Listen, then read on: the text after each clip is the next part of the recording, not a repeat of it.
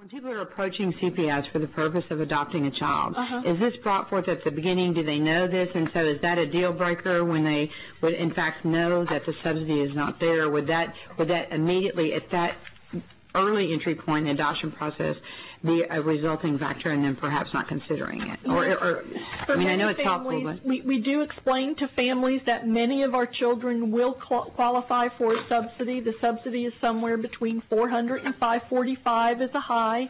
The average is about $430. Many of our families would not be able to support more children in their home, particularly when you look at 45% are relatives and the families that we serve. Taking in more mouths to feed, particularly with complicated needs, would be pretty tough.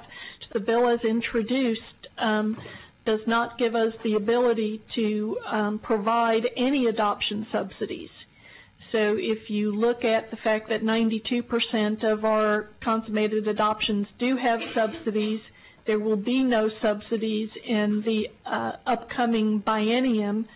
The outcome there is children will stay in foster care. Their odds of staying in foster care go up exponentially. If they're in foster care, we pay $1,100 a month for a healthy child.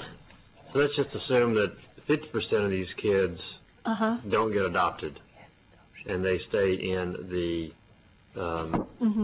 CPS's care. Then, that's going to be $4,800 over the biennium at double the cost.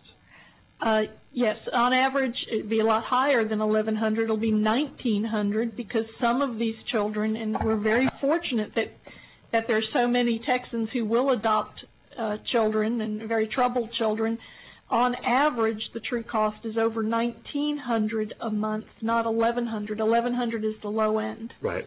Yeah. If at the 25% rate of adoption, when I calculated those numbers, if I compared the cost of those children being in foster care versus the cost of those children being adopted with a subsidy, it's $41.5 million additional GR. If I take the cost of foster care, I subtract the cost of adoption subsidy, the increase is over $41 million GR. Yes, but the point being is that this is a financially stupid thing to do. I mean, it doesn't make financial. While it may look like you save money, you don't.